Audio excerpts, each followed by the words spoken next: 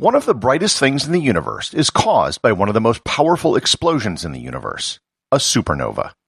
While they don't appear very often, they were known to ancient peoples, and their appearance would often be recorded because they were such a rare and special event. Today, astrophysicists have a much better understanding of what supernovas are and how they can help us better understand the rest of the universe. Learn more about supernovas on this episode of Everything Everywhere Daily.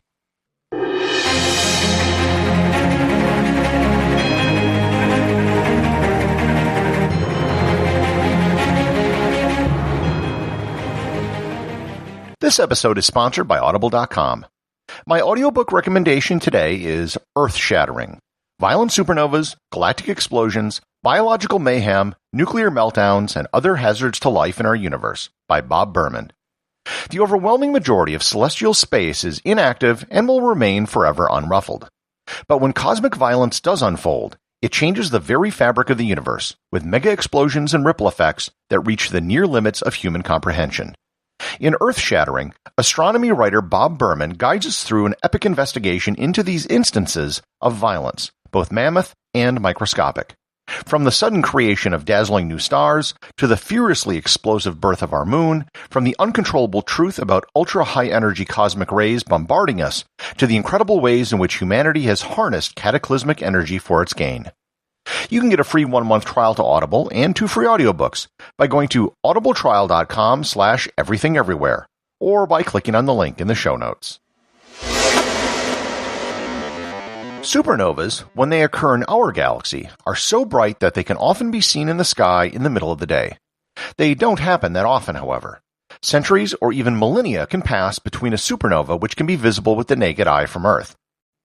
Astronomers have detected the remnants of a supernova in the constellation Vela, which probably exploded about 10 to 20,000 years ago. It would have been strong enough to be seen by humans, but we have no records of it.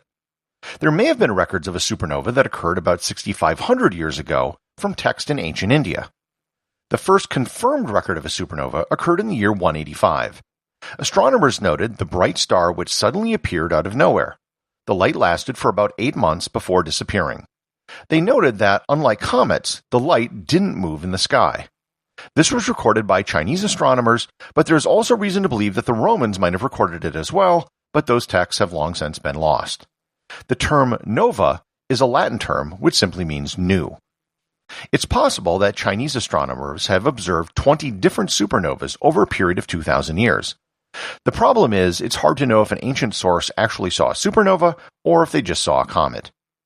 In the year 1006, what was probably the brightest supernova ever was recorded all over the world.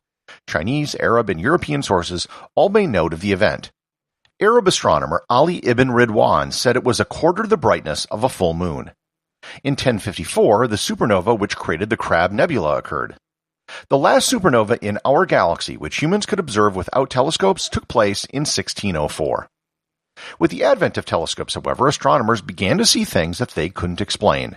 Some stars would suddenly become brighter for no apparent reason. In 1885, a supernova was detected in the Andromeda galaxy, which, for a brief period of time, was brighter than the entire galaxy. In the 20th century, astrophysicists began to figure out exactly what this phenomenon was. In 1931, Walter Bade and Fritz Zwicky postulated that supernovas were actually giant explosions, which explained their sudden appearance and disappearance. In 1938, Bade realized that nebulas, large gas clouds, were the results of supernovas, and that the Crab Nebula was the leftovers from the 1054 supernova. In 1941, the categorization of supernovas was developed when they realized that there were different types of supernovas based on their spectral signature. So, what is happening with supernovas? What causes such a massive explosion? This will require a bit of explaining, and there are several different concepts involved. And I'll actually start with a Type 2 supernova. And just for the record, I'm aware that there are subdivisions under both Type 1 and Type 2 supernovas, but I'm just trying to simplify the concepts here. A Type 2 supernova occurs when a single large star collapses. When a star is formed, it's made out of hydrogen gas. The gas coalesces due to gravity until the pressure becomes so great that the hydrogen atoms actually fuse into helium atoms. The heat from the fusion will cause the expansion of the gases, counterbalancing the inward force of gravity. This will continue for many millions of years until the hydrogen is exhausted. Then the remaining helium will begin to fuse into carbon. As the lighter elements are exhausted, this process will continue with heavier and heavier elements, but only to a point. Once a star starts producing iron, it'll no longer give off energy by fusing with other atoms. At this point, fusion stops, as it would require an energy input to continue fusing the atoms. Without any fusion taking place, there's no longer any heat that will counteract the gravity pulling everything together. Once this happens, the star will collapse in a fraction of a second, causing a massive explosion. What results from the explosion will depend on the size and mass of the star. If it's over 25 times the size of our Sun, it might end up as a black hole. If it's about 10 to 25 times greater, it will end up as a neutron star. The other type of supernova is a Type 1 supernova, and it's the result of a binary star system made up of two stars. These stars are closer in size to our Sun, they're not that big. One of the stars in the system will become a white dwarf. This is the exhausted core of a star that wasn't large enough to get to the point where it could create iron.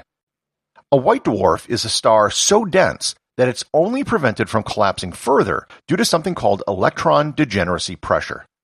I'm not going to dive too deep into the concept of electron degeneracy pressure, but basically, the matter is compressed so much that only quantum effects in the individual atoms are stopping it from collapsing even further. The extremely dense white dwarf then begins stealing matter from its partner star, which would usually be, but doesn't have to be, a red giant. The white dwarf will start adding mass and growing. However, there is a hard limit to how much mass a white dwarf star can have. In fact, it is exactly 1.44 solar masses. This exact point is known as the Chandrasekhar limit, and it was proposed and named after the great Indian-American physicist and Nobel Prize winner Subrahmanyan Chandrasekhar. Beyond the Chandrasekhar limit, the electron degeneracy pressure can no longer withstand the pull of gravity, and the star will collapse and explode. So, why are these massive solar explosions so important? There are two reasons why you should care about supernovas. The first has to do with the Type 1 supernovas in particular, those from a binary star. One of the major problems in astronomy is measuring distances.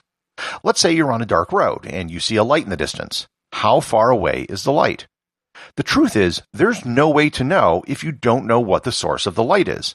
It could be someone with a flashlight not that far away, or it could be someone with a massive searchlight miles away.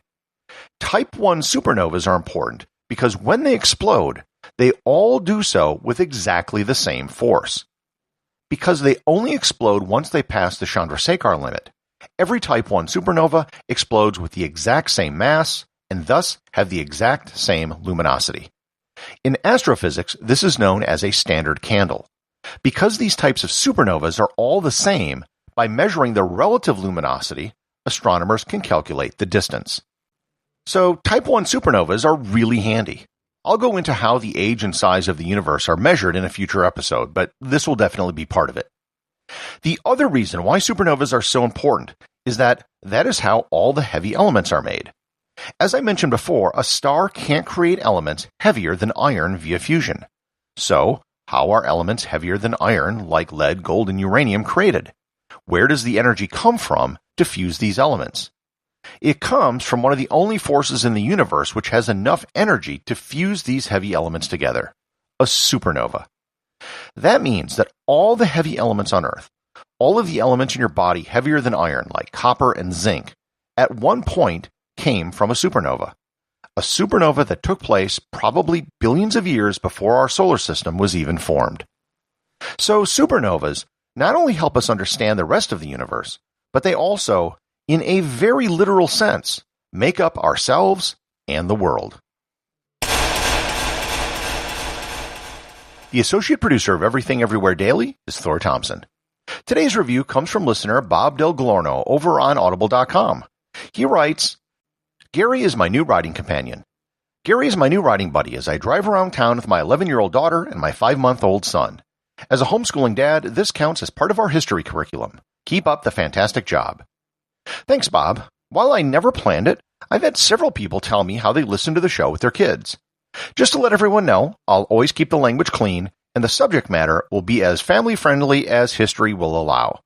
Remember, if you leave a review, I might read your review on the show.